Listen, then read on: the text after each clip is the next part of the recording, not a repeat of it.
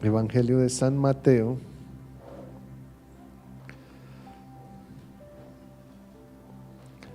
capítulo 23, versos 8 al 10. Vamos a ir ahí, nos ubicamos todos en la palabra del Señor.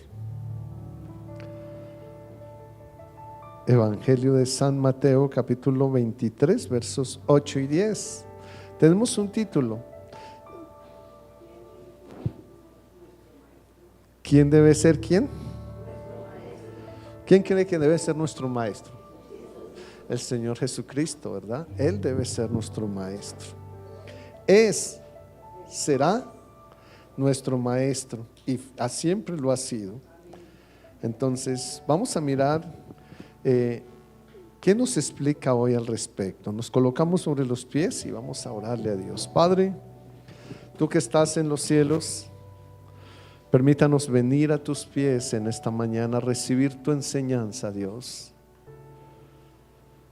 Queremos abrir ese corazón, Señor, disponerlo para que tú lo llenes de esa agua fresca, de esa agua viva que transforma nuestras almas, nuestro corazón, que nos ayuda, Dios, a ser esas personas íntegras delante de ti. Gracias por todo lo que tú haces y por lo que harás en cada una de nuestras vidas, Dios. Te adoramos, te bendecimos y, Señor, nos disponemos para que tú llenes esta vasija, Señor, hoy del conocimiento de tu palabra. En Cristo Jesús.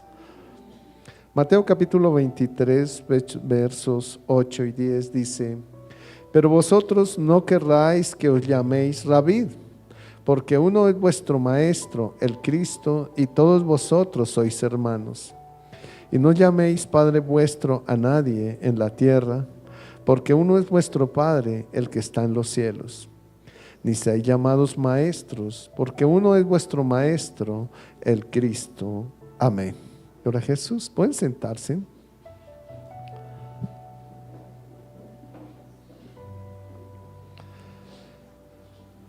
Dios nos enseña aquí a quién es que debemos llamar maestro, quién debe ser nuestro maestro en todo tiempo. Y dice que primero nosotros no nos hagamos llamar rabí o maestros, porque somos ¿qué? ¿Qué somos? Hermanos, ¿verdad? Ni tampoco llamemos Padre nuestro a nadie en la tierra. Se refiere a sacerdotes y demás cosas. Dice, no los llamemos maestros en la tierra Padre, porque uno es nuestro Padre. ¿Quién es nuestro Padre? El que está en los cielos, ¿cierto? Ni seamos llamados, dice, maestros, porque uno es nuestro maestro. ¿Y ese quién es? Cristo, ¿verdad? ¿A quién le hablaba aquí el Señor? Jesús hace aquí una pausa frente a los fariseos y escribas para advertirles a sus discípulos acerca de la práctica de los títulos para aparentar.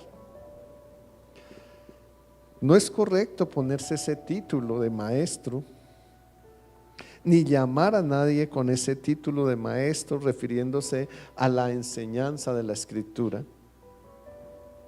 porque el Señor advierte que no debemos hacer.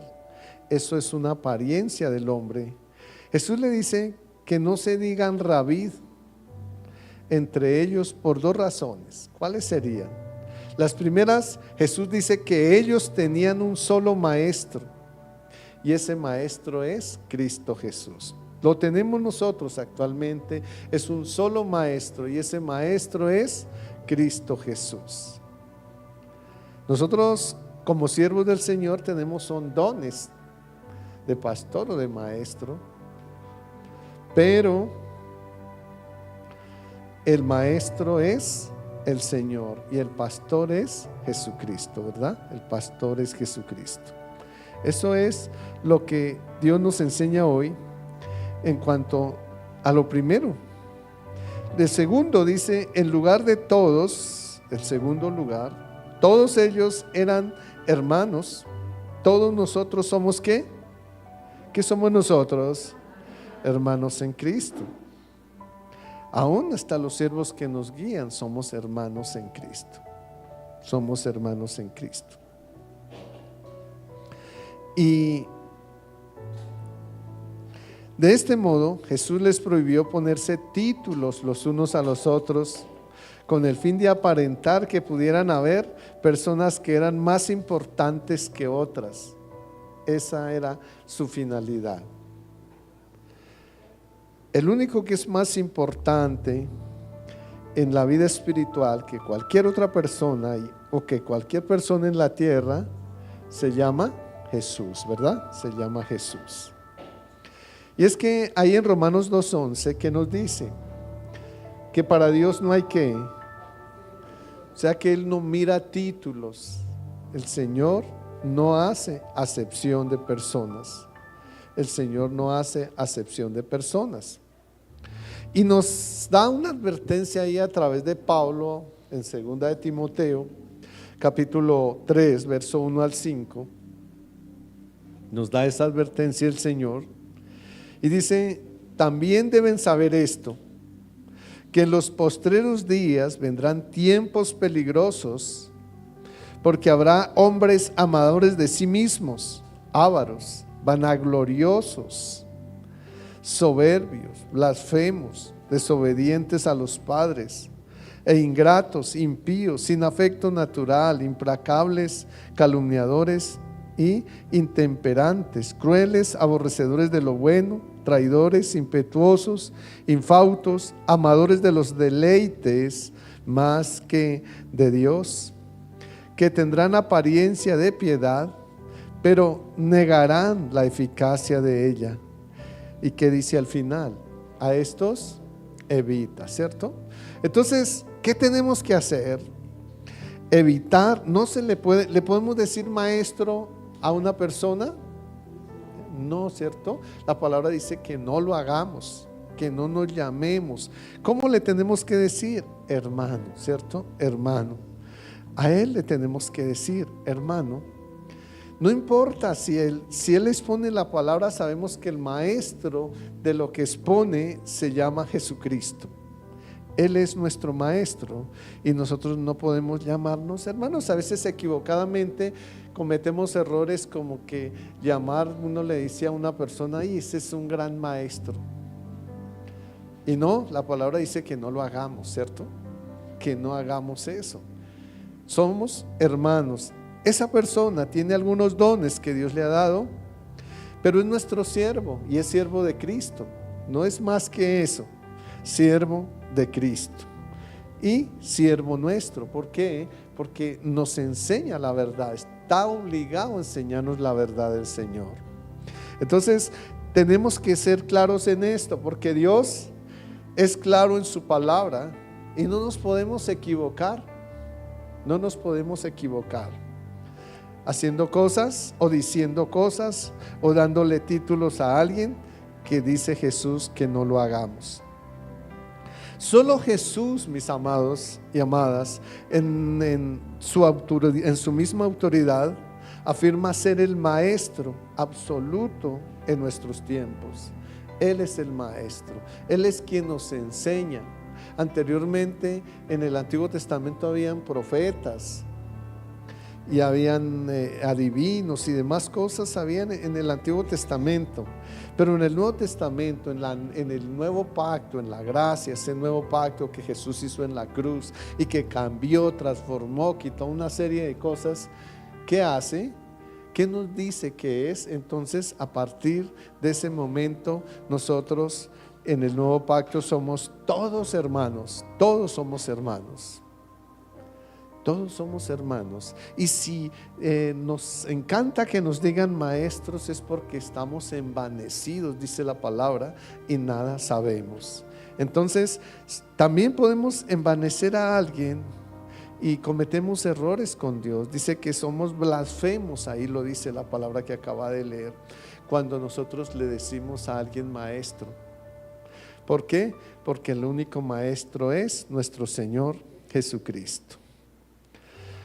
Entonces decía que Jesús, en su misma autoridad, afirma ser el maestro absoluto en nuestros tiempos. Hebreos capítulo 1, verso 1 al 3, nos habla ahí y nos deja muy claro. Y dice: Dios, habiendo hablado muchas veces y de muchas maneras en otro tiempo a los padres por los profetas, en estos postreros días nos ha hablado por medio de ¿quién? Del Hijo, a quien constituyó heredero de todo y por quien asimismo hizo el universo, el cual, siendo el resplandor de su gloria y la imagen misma de su sustancia, y quien sustenta todas las cosas, ¿con qué? Con la palabra de su poder, habiendo efectuado la purificación de nuestros pecados por medio de sí mismo, se sentó a la diestra de la majestad en las alturas. Amén. Ahí nos encontramos con algo, y es, primero, todos esos títulos que existen hoy en día, que el profeta, que el apóstol, que el maestro, que el pastor. Bueno, el pastor de pastores es Jesús, pero nosotros tenemos un don pastoral y no somos pastores porque el pastor es Jesucristo. Pero todo este tipo de cosas aquí en Hebreos, el que acabamos de leer, nos enseña que eso ya no existe, que existió en el pasado. Hay 12 apóstoles. Cuando nosotros vemos allá el Hechos capítulo 9, nosotros vemos que cuando Jesús se fue, dejó 11 apóstoles y después tendría que venir a restaurar el 12. Y nosotros vemos allá en el libro de Hechos capítulo 1, que Hechos capítulo 1, que los apóstoles se reunieron, los 11 que quedaron, y dijeron: vamos a reemplazar a Judas. Y echaron suertes, y la suerte cayó sobre Matías. Y entonces, a partir de ahí, para los apóstoles, el apóstol 12, que había sido reemplazado, era Matías, pero no fue así. Jesús después viene él mismo. Allá en Hechos capítulo 9 nos encontramos que había un asesino de la iglesia, pero que era un hombre muy estudiado en cuanto a las leyes de Dios, a pesar de que las colocaba en práctica a su manera, a la manera en que les hacía daño a otros, y mataba incluso con esas leyes a la misma iglesia del Señor. Pero Jesús lo escoge. Le plació a Jesús escoger a este asesino de los cristianos, y dice que lo bajó del caballo, lo dejó ciego, y después manda a uno de los siervos de él a que ore por él. Y el mismo Pablo después declara que él es dice que es el último de los apóstoles, como un abortivo, el más pequeño de todos, y ese venía a ser quien reemplazaría a Judas, escogido por Jesús mismo. Todo esto nos da a entender entonces que nada se hace sin la mano de Jesús, nada se hace sin la palabra de Cristo. Y esos mismos 12, cuando ustedes miran Apocalipsis capítulo 21, verso 14, nos encontramos que están allá en los muros de la Nueva Jerusalén, los nombres de ellos. Y no son sino 12, ya no hay 120 ni 60, porque con todos los que se han hecho nombrar apóstoles hoy en día, pues entonces tendríamos que hacer crecer los muros de la Nueva Jerusalén para que los colocaran allá.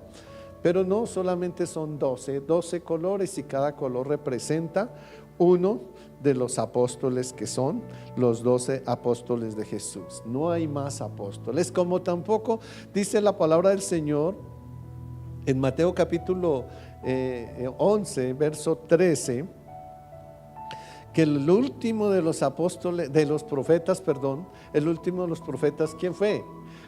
Juan el Bautista. Él es el último de los profetas. De ahí para allá, quien recibe ese don, porque ya no es título, sino don de profecía. Entonces, ¿quién es? ¿Quién es ese que recibe don de profecía? Y Apocalipsis capítulo 19, verso 10, en su segunda parte, nos dice que es aquel que tiene el espíritu de ¿qué? Del conocimiento, del testimonio de Cristo. Entonces el espíritu de la profecía es el testimonio de Cristo, dice ahí la palabra del Señor. Así que tengamos cuidado, y es lo que Dios nos quiere enseñar hoy en su palabra. Tengamos cuidado cuando abrimos nuestra boca y a quien nombramos. Ya no hay profetas en este tiempo, ya no hay apóstoles, ya no hay maestros. Entonces, cuidémonos de lo que hablamos, porque a veces el Señor, sin darnos cuenta, el Señor después tiene que reprendernos por alguna razón. A veces nosotros decimos por qué estamos pasando cierta situación y ni siquiera nos hemos dado cuenta por qué. Y es que la palabra del Señor en el libro de Oseas nos dice que el pueblo cae por falta de conocimiento. Entonces es importante que nosotros tengamos el conocimiento de Dios, las advertencias de Dios, para que no tengamos que caer en cosas que no son agradables al corazón de Dios. Solo en Jesús como maestro hallamos que Juan 14:6, el camino, la verdad y la vida. ¿Solo en quién? En Jesús. En Jesús. Hoy en día se están presentando muchos que dicen que son intermediarios, que son enviados, que ahora hay un siervo fiel y prudente y que no sé qué más cosas se han inventado, que se salen de la Escritura. Nosotros sabemos que solamente tenemos una persona a quien seguir, y ese es Jesucristo, ¿verdad? Él es Jesucristo. Nosotros no tenemos a nadie más a quien seguir. Es Jesucristo. Seguimos una congregación, somos congregantes de un lugar, porque necesitamos que un siervo, ¿qué es esa persona? Nuestro siervo nos enseñe, ¿verdad? No es el maestro, es el siervo del Señor, nuestro siervo también, nuestro hermano, nos enseñe la palabra de Dios. Entonces, ¿quién es el camino? Jesús, Jesús. ¿Quién es la verdad? Jesús. ¿Quién nos da la vida eterna? Jesús. Entonces dice, nadie viene al Padre si no es por mí, lo dijo Jesucristo. Lo que implica que Él es la fuente de la verdad, la guía para la vida eterna, como nuestro único maestro y autoridad en nuestro tiempo. ¿Qué nos dice Juan 6:45? Escrito está en los profetas. ¿Sí están en la palabra, verdad? ¿Sí? Entonces Juan 6:45 dice, escrito está en los profetas y serán todos enseñados por Dios.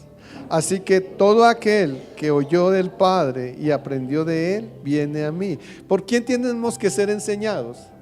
Por Dios. ¿Y entonces qué hace ese siervo ahí enseñando? Pues que Él es el que está enseñando la palabra de Dios, ¿verdad? Ahora, si me salgo con alegorías y otro tipo de enseñanzas, pues ya no es Dios quien nos está enseñando, ¿cierto? Sino el siervo. Y la palabra dice que debemos ser enseñados por Dios. Todos debemos ser enseñados por Dios. Y dice, así que todo aquel que oyó del Padre, no el que dice del Padre, no del testimonio de un siervo o de una sierva, no, del Padre, ese es el que viene a Jesucristo, lo dice el mismo Jesús. Somos entonces discípulos de un maestro que brilla por su coherencia de vida. Jamás sus enemigos pudieron tildarlo de incoherente. Jesús es sabio y su palabra es firme, no puede cambiar y no se puede equivocar. Todo lo que Jesús ha dicho se está cumpliendo. Se ha cumplido en tiempos pasados y se seguirá cumpliendo en tiempos futuros. Entonces, todo eso es, y nosotros no podemos igualarnos al maestro, porque apoyado en mis propias interpretaciones terminaré añadiendo o quitando a la palabra escrita. Entonces yo no puedo hacer interpretaciones de lo que es, lo que Jesús dice, porque me voy a equivocar. Yo soy un hombre humano, como todos ustedes. Soy un hombre pecador, que Dios me guarda todos los días, sí. Pero la palabra dice que no hay ni uno solo en la tierra que no sea pecador. Aquí no hay ni el santo tal ni el santo tal que no sea pecador. Dice que todos somos pecadores, ¿sí? Y yo no puedo añadir, yo no puedo interpretar la palabra del Señor a mi manera, sino que tengo que dejar que el Señor mismo enseñe su palabra, porque somos discípulos de un maestro. Somos discípulos de un maestro. ¿Y quién es ese maestro? Jesús. Ustedes no son discípulos míos, ustedes son discípulos de Cristo. Yo no tengo discípulos, tengo hermanos que los he llevado al conocimiento de Cristo. Pero los discípulos son ¿de quién? ¿De quién eres discípulo? De Cristo, ¿verdad? Él es nuestro maestro. ¿Y quiénes los discípulos somos qué? Discípulos del maestro, ¿cierto? Tenemos que hacer eso, tenemos que entender esa parte para no equivocarnos, porque muchas veces nos equivocamos por ignorancia. Entonces, si yo me pongo a enseñarles algo que yo interpreto con mi testimonio de vida y demás cosas, entonces no estoy enseñando la palabra del Señor, me estoy saliendo del orden de Dios. Y Deuteronomio 4:2, ¿qué nos dice? Deuteronomio 4:2: no añadiréis a la palabra que yo os mando, ni disminuiréis de ella. ¿Para qué? Guardéis ¿qué? Los mandamientos que Jehová nuestro Dios nos ordenó, ¿cierto? Entonces, ¿qué tenemos que hacer? ¿Qué dice la palabra? ¿Podemos quitar los mandamientos como está pasando hoy en día, que dicen que ya no hay que guardarlos? ¿Podemos quitarlos? No, dice que no. ¿Podemos quitar alguno de ellos? Dice que no, no lo podemos hacer. Y entonces cuando yo digo que ya no hay que cumplirlos, sencillamente lo estoy interpretando a mi manera.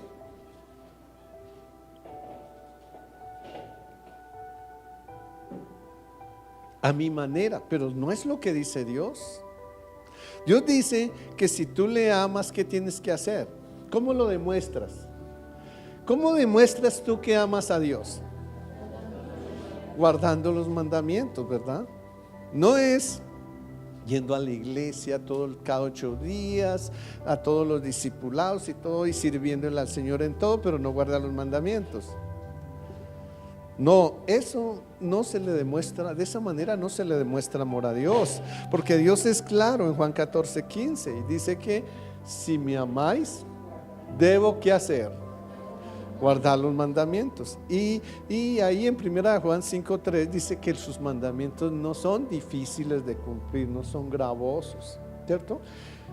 Y lo contrario, cuando miramos Santiago capítulo 2 verso 10, nos dice que si nosotros violamos uno solo, es como si los hubiéramos violado todos, ¿cierto?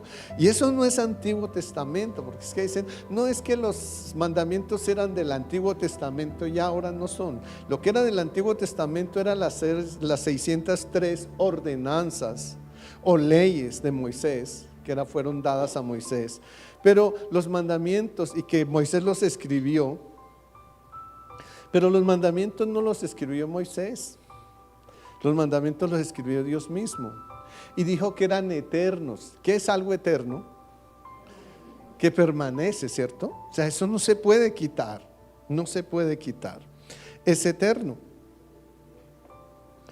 Todo lo que uno ve que es de piedra permanece mucho tiempo, ¿verdad? Y por esa razón Él los escribió en piedra. ¿Cuántos han conocido las pirámides de Egipto?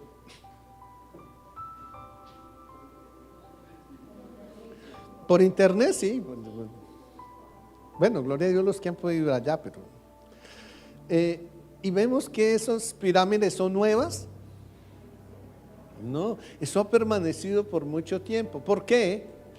Porque son hechas como con piedra, con piedra. Entonces, eso permanece. Jesús escribe los mandamientos en las tablas de piedra. ¿Para qué? Para que permanezcan. No podemos ignorarlas. Él clavó 603 ordenanzas y mandamientos que eran de Moisés, o habían sido dados a Moisés, allí en la cruz. Pero los 10 mandamientos no los dejó. ¿Cómo? ¿Cómo no los dejó? ¿Cómo nos dejó esos mandamientos en la gracia? ¿Ya los tenemos que conservar en las tablas de piedra? No, tenemos que conservarlos, escribirlos ahora aquí, ¿cierto? ¿Y quién nos ayuda a escribirlos?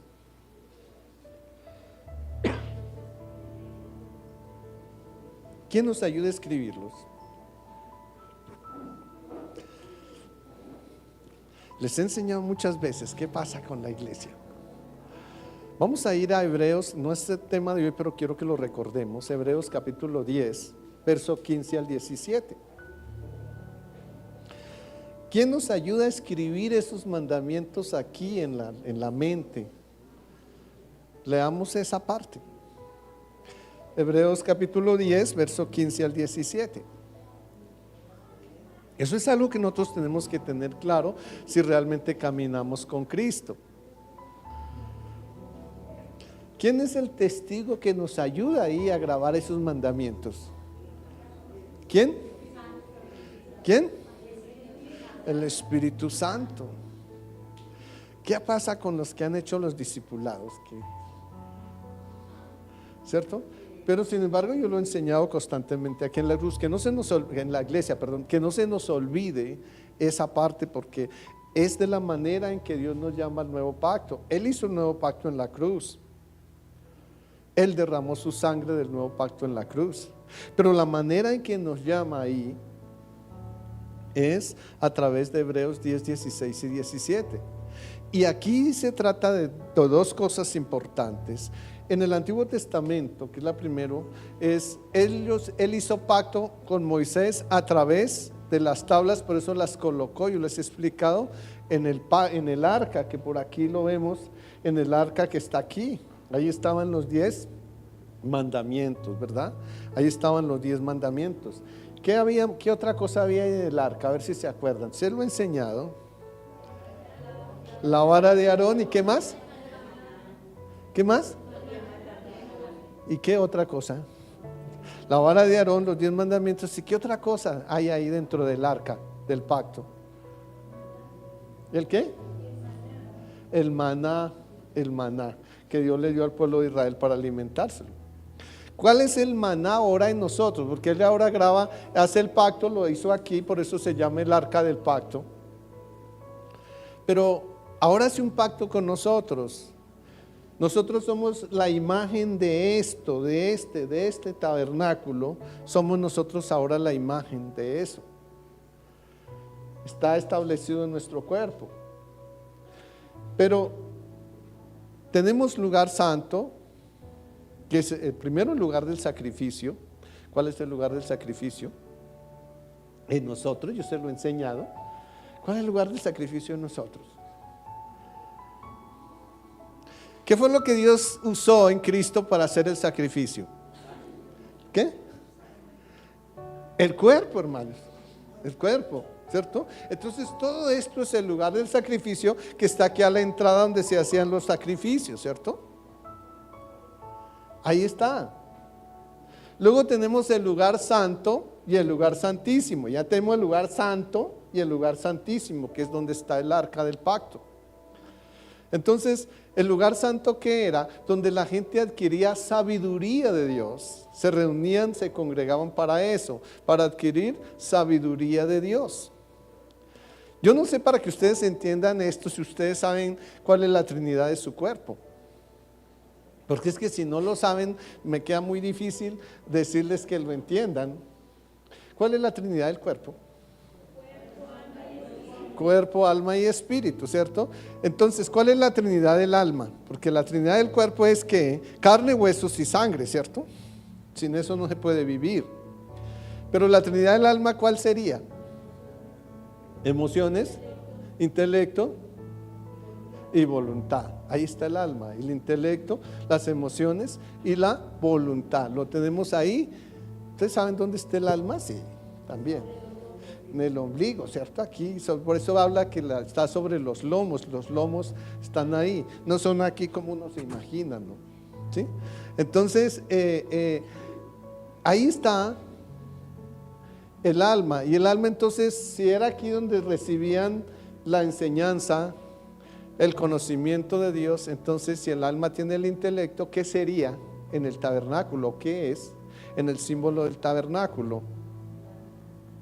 ¿Qué es? ¿El lugar qué? No, santísimo no. Santo, el lugar santo, ¿verdad? Ese es el lugar santo.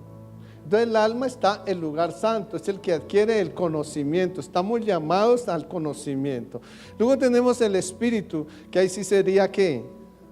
El lugar santísimo. ¿Por qué? Si aquí era la manera en que en el arca, en el lugar santísimo, era donde Jesús o Dios se manifestaba ahí para todo el pueblo de Israel, era en el arca del pacto.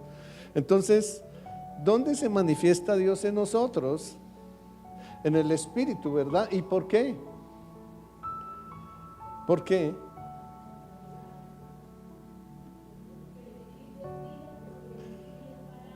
¿Qué es tu espíritu, mi hermana, para Dios?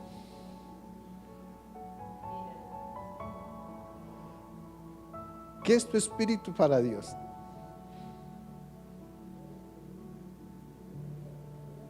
¿Cómo? Vida, ¿cierto? Es el aliento de Dios en nosotros, ¿cierto? Entonces, si el aliento de Dios está en nosotros, ¿eso qué es? Dios mismo es el lugar santísimo, ¿cierto? Entonces aquí se presentaba el Señor. Ahora se presenta ¿dónde? En nuestro espíritu. Por eso la palabra de Dios nos enseña que cuando nosotros morimos, Eclesiastés nos enseña esa parte, el espíritu vuelve ¿a quién? A Dios que lo dio, ¿cierto? O sea, el lugar santísimo, esto es algo que no se puede quedar aquí en la tierra. Él vuelve a Dios que lo dio, dice la palabra del Señor. Entonces nosotros somos la figura del tabernáculo en nuestro tiempo. Era lo que a donde quería llevarlos, ¿sí? Si somos la figura del tabernáculo en nuestro tiempo, entonces, ¿qué se refleja ahí? Tenemos el nuevo pacto, ¿cierto? Ya estamos en el nuevo pacto. El nuevo pacto se hace en la cruz. Ahí está en la cruz, está el nuevo pacto. ¿Lo hace quién? Jesús. Él derrama la sangre allí para sellar ese pacto y nos llama entonces a través de Hebreos 10, 15 al 17 nos explica esa parte. Lo que les estaba preguntando, a ver si ya lo agarraron, es ¿quién es el que nos ayuda a grabar los mandamientos y dónde? El Espíritu Santo, ¿dónde? En la mente y el corazón, ¿cierto? En la mente y el corazón, ¿cierto? Entonces cuando eso ocurre, ¿qué hace el Señor? Mire que cuando ellos hacían todos estos sacrificios acá abajo, luego se presentaban a recibir la enseñanza, luego el sacerdote presentaba los pecados de todos en expiación aquí adentro. ¿Qué hacía Dios? Les perdonaba todo, ¿verdad? Todo eran nuevos, pero aquí tenía que ser a través de la sangre de los animales. Ya nosotros es a través de la sangre de Cristo, ¿cierto? Por eso el verso 17 del Hebreos 10 nos dice que cuando nosotros grabamos los mandamientos, estamos en el lugar santo, entonces eso nos permite ir al lugar santísimo, ¿cierto? ¿Y qué hacemos en el lugar santísimo? ¿Qué recibimos más bien en el lugar santísimo? El perdón de todo pecado y de toda transgresión. Dice que nunca lo enterró. Se acordará más de nuestros pecados y transgresiones. Y ahí, mis amados y mis amadas, es que nosotros nacemos de nuevo. Ahí sí nacemos de nuevo. Yo no nazco de nuevo porque me hacen repetir una oración. Yo nazco de nuevo, dice, del agua y del Espíritu. ¿Por qué del agua y del Espíritu? Lo dice Juan 3, ¿Por qué nazco del agua y del Espíritu? Porque el agua es la palabra lo que me hace nacer de nuevo, ¿cierto? ¿Y el Espíritu qué es? Quien la recibe. Quien recibe el valor de la palabra del Señor. Entonces tenemos ahí, claro, y es, ya estamos entonces entendiendo que el maestro es ¿quién? Jesucristo, ¿cierto? ¿Y qué hace el Espíritu Santo? Porque esa es una cosa que tenemos cerrada hoy en día. ¿Qué hace el Espíritu Santo? En Juan capítulo 14, creo que ahorita más adelante, sí, ya lo vamos a ver. Entonces 14:26 nos dice qué hace el Espíritu con nosotros. Y entonces hoy en día dice, el Espíritu me está mostrando que le diga que, bueno, una cantidad de cosas, que eso es incorrecto. No es esa la función del Espíritu Santo. Entonces, mis amados, yo soy un hombre pecador, era lo que les estaba diciendo, ¿cierto? Todos aquí en la tierra no hay ni uno solo que no seamos pecadores. Gracias al sacrificio de Cristo en la cruz, nosotros somos libres de todo pecado si somos obedientes a su palabra, claro, ¿sí? Pero que todos somos pecadores. Nadie puede decir que entonces porque es el pastor fulano de tal ya no es pecador. No, todos aquí en la tierra somos pecadores. El único, dice la palabra, que no cometió pecado en carne se llamó el Maestro. Por eso tiene ese nombre, Jesucristo, ¿verdad? Por eso tiene ese nombre.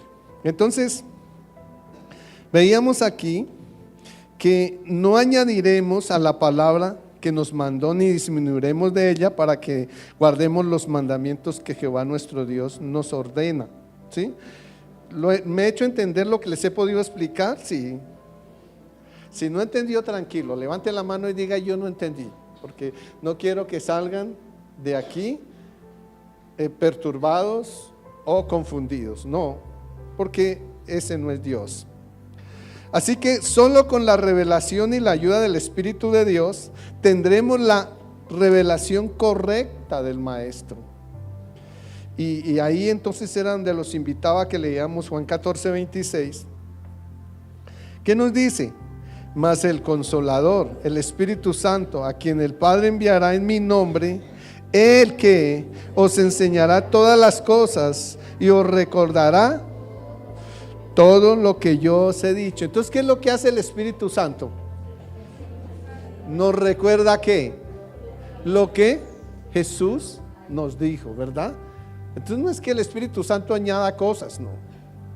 No, Él solamente nos enseña lo que Jesucristo nos dejó.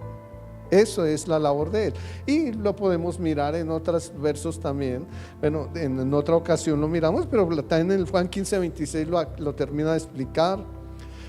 Juan 13:15. Bueno, hay muchos lugares donde nos enseña lo que hace el Espíritu Santo de Dios, para que nosotros no nos confundamos con eso. Así que no podemos ser como Pedro. ¿Y qué fue lo que hizo Pedro? Que quitó la mirada del Maestro. Y cuando Pedro allá se bajó de la barca porque vio a Jesús andando por el lago, dijo: oiga, yo quiero hacer lo mismo que hace Jesús. ¿Será que Jesús me lo permite? ¿Y qué hizo Jesús? Le dijo que sí, ¿cierto? Y se bajó de la barca y empezó a caminar sobre el agua. Y estaba feliz y contento. Pero hubo algo que es lo que nos impide a nosotros tener esa buena relación con Dios. Hubo algo en Pedro, y es que quitó la mirada de Jesús y miró alrededor. Y eso nos pasa a todos. Cuando estamos en la tribulación, en la tormenta, nosotros quitamos la mirada de Jesús, la quitamos de allí para mirar alrededor. ¿Y qué pasó? ¿Qué pasó cuando él quitó la mirada de Jesús? Se hundió, ¿cierto? Se hundió. Y eso le está pasando hoy a mucha de la gente de la iglesia.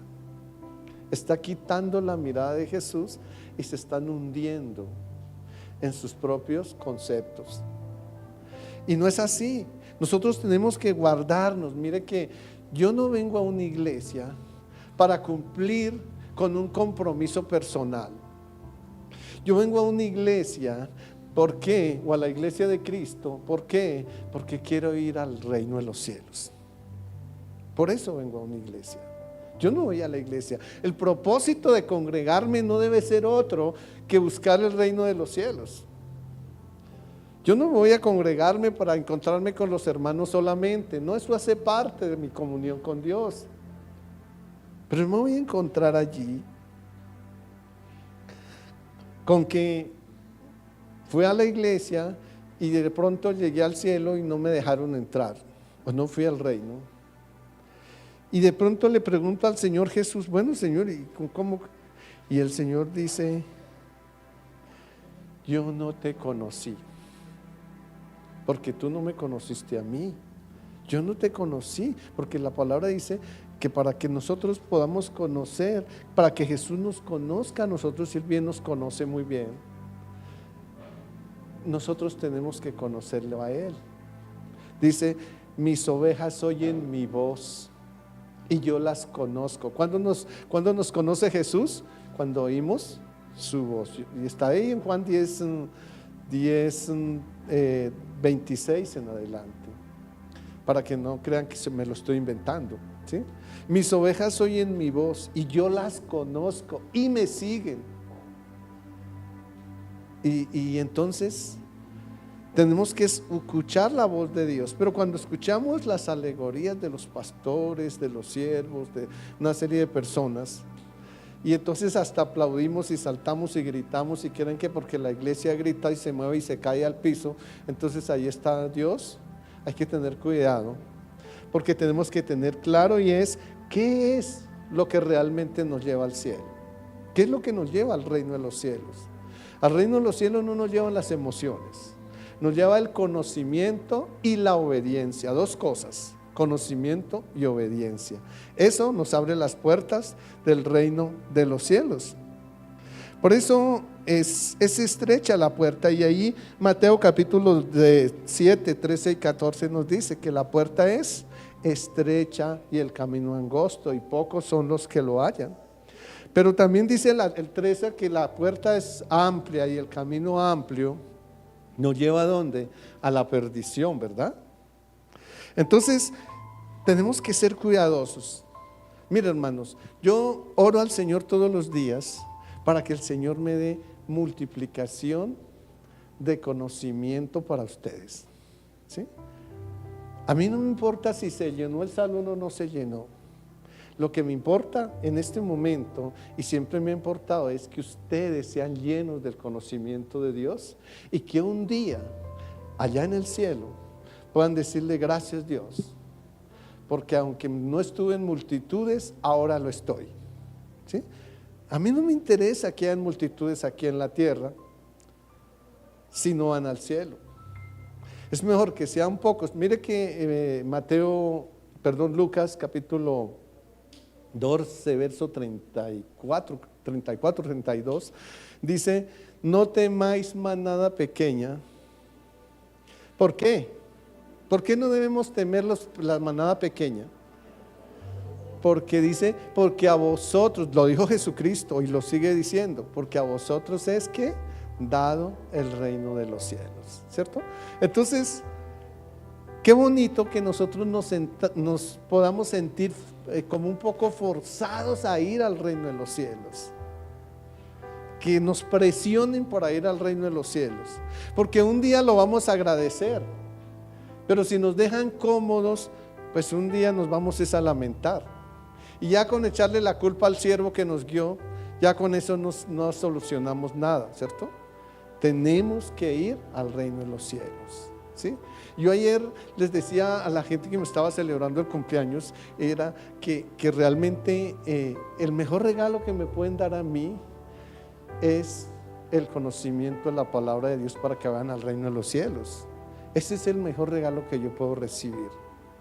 Y es que todas las personas que siguen a Cristo, los discípulos de Cristo, donde Dios me usa como siervo, todos vayan al reino de los cielos. Eso es lo que me interesa, porque a mí no me sirven solamente los abrazos. Claro, son muy bonitos y los disfruto, pero no me sirven solamente los abrazos si ustedes se van a quedar en la tierra después. porque dice la palabra que la tierra reclamará a sus muertos. ¿Por qué muertos? Porque no conocieron la verdad de Dios. Entonces, mis amados, tengamos claro eso. Ya sabemos la función del Espíritu Santo y no podemos ser como Pedro, decíamos, que quitó la mirada de Jesús y se hundió.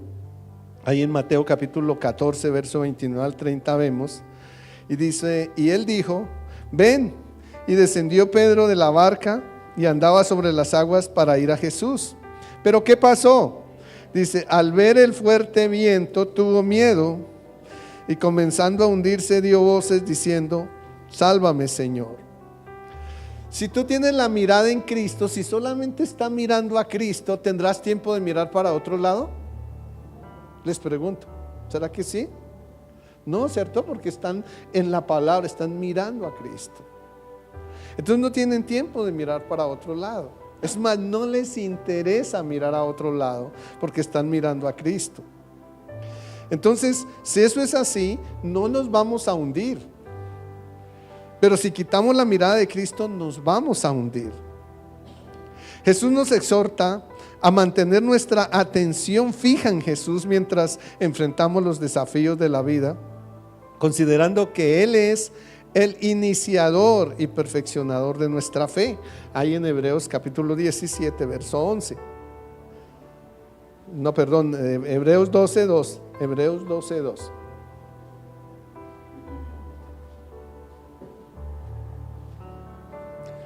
¿Y qué dice ahí la palabra? Que ¿dónde debemos poner nuestros ojos?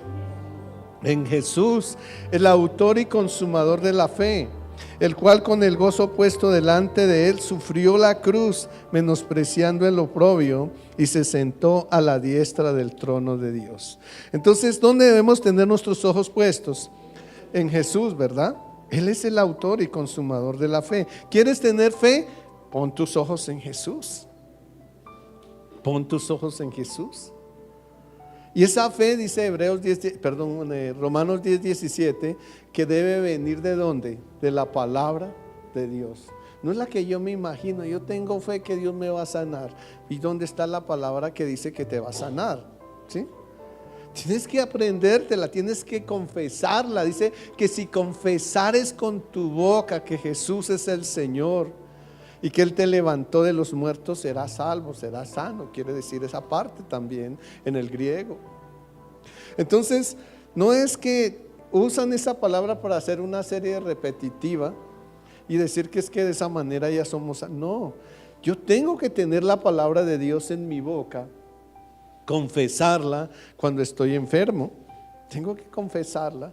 ¿Para qué? Para que esa palabra que tiene poder, que haga en mí, me sane, ¿verdad? Entonces no es la fe de pensamiento. Yo sé que Dios me va a sanar, sí, pero ¿y la palabra dónde está? Debemos tener esa palabra en la boca, la palabra de sanidad en la boca. Igual que si es una ayuda económica, pues también tenemos que tener la palabra de ayuda económica en la boca, confesarla con nuestra boca. Entonces, ¿qué significa todo esto? Que al escudriñar las Escrituras, nosotros nos encontramos con la verdad de Dios. ¿Y cuál es esa verdad de Dios? Hechos 17:11. ¿Qué nos enseña? ¿Qué nos muestra aquí en Hechos 17:11? Aquí había Pablo y Silas, que eran los que estaban enseñándole al pueblo de Berea, y dice que ellos no eran como los de Tesalónica. Ellos no eran como los cristianos tibios, no, estos eran como más entregaditos. ¿Y qué hacían ellos? Dice, eran más nobles que los que estaban en Tesalónica, pues recibieron la palabra como con toda solicitud. ¿Y cómo se recibe la palabra con toda solicitud? Dice, escudriñando cada día la Escritura para ver si estas cosas eran así. ¿Sí? Entonces, tenemos que todos los días recibir la palabra con solicitud, buscarla, escudriñarla. Y no comer el cuento de que uno va a un lugar y le enseñan unas ciertas cosas y sale, no, qué predicación tan bonita, eso me motivó, me levantó. Pero ¿y ¿Y qué pasó? ¿Sí le escudriñó a ver si era de verdad de la palabra o era una motivación del pastor? ¿Sí la escudriñó? ¿Se aseguró que estaba ahí escrita? Porque si estaba ahí escrita y saliste con la fortaleza que saliste, entonces significa que esa fortaleza va a permanecer por siempre, ¿cierto? Si fue Dios quien te sanó, entonces significa que esa sanidad va a permanecer por siempre. Entonces, no tenemos que tener dudas si es Dios quien nos sana. Es importante escudriñar lo que, por eso a todos, a los que me ven, me escuchan y los que estamos aquí, les pido que siempre estemos sujetos a la palabra de Dios, porque eso es lo que nos edifica. Debemos ser entonces astutos como serpientes y sencillos como palomas. ¿No? Que la serpiente es muy astuta, ¿cierto? Ella no ataca si no la molestan, pero está lista. Y eso sí, tú puedes pasar por el pie, mientras que no la va a molestar, no pasa nada. Lo que pasa es que no pasas por el pie por el susto de que te va a morder, pero no, ella no te muerde si tú no la molestas, ¿sí? Pero ella está ahí, lista. Y eso sí, vayan a molestarla y enseguida lanza su veneno. Entonces, es lo que dice el Señor: tengan cuidado con lo que reciben, sean prudentes, no le digan amén a todo, sean prudentes, asegúrense que eso está en la palabra del Señor. Eso es lo que el Señor nos dice, que debemos ser astutos como serpientes.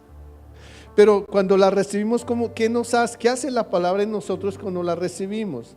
Nos hace de un corazón sencillo y nos compara con las palomas. La paloma no es agresiva, ¿verdad? La paloma es un animal sencillo. Ahí en Mateo 10:16 nos enseña. ¿Qué nos dice el Señor? ¿Qué es aquí donde estamos? ¿Dónde fue que nos envió el Señor? ¿Qué es esto? ¿Qué es este mundo para nosotros? Mateo 10:16 dice: he aquí yo os envío. ¿Qué son ustedes? Ovejas, ¿cierto? ¿Y en medio de quiénes están? De lobos. Y por eso nos dice: sed prudentes como serpientes y sencillos como palomas. Entonces ahí tenemos todo. La explicación es clara, mis hermanos. La explicación es clara. Y es importante que nosotros veamos que nosotros sí podemos ser mejores cristianos. Realmente que mi propósito no sea otra cosa que el reino de los cielos, pero no imaginativo, sino concreto. Y el reino concreto está ahí en la palabra del Señor, no es de otra manera. Que un día cuando tú llegues, el Señor te llame y un día tú llegues allá, tengas tanta felicidad, porque tuviste que pasar tribulaciones en la tierra, pero allá dice que no habrá llanto ni lloro, y que el Señor enjugará toda lágrima de los ojos. Y allá ya no vas a tener que pagar que el impuesto, que el arriendo, que los servicios, que el gas, que el agua que le recargaron, que el aseo, que el acueducto, que yo no sé qué más vale más hoy en día el acueducto que el agua que uno se toma, ¿sí? Entonces, allá no vamos a tener que pagar nada. Todo es un regalo de Dios, el nuevo tabernáculo. Ya vamos a dejar este tabernáculo, dice la palabra, y entonces vamos a ir al tabernáculo de Dios, que es la nueva Jerusalén. Ese es lo que nosotros tenemos que ir. Entonces tenemos la sombra del tabernáculo, que es la de Moisés, luego el tabernáculo corporal, que somos nosotros como iglesia, y finalmente el tabernáculo, que es la nueva Jerusalén, donde allá ya estaremos todos los que con amor y decisión decidimos obedecer al Señor. ¿Me hice entender? Gloria a Jesús. Como les digo, cualquier cosa que quede en dudas, yo no quiero que quede en dudas, yo quiero que usted, mi amado hermano y hermana, vayan al cielo. Vayan al cielo. Porque si no, entonces me pongo a aceptarles todo y después Voy a decirles una palabra que no está en la Biblia, pero que se dice aquí en la tierra, y por alcahuete ni yo voy al cielo, ni ustedes tampoco. Entonces, mis amados y amadas, adelante, tenemos un camino que recorrer. Dejen que Cristo los lleve de la mano, y con Él llegaremos al lugar que nos corresponde. Amén. Vamos a orarle al Señor.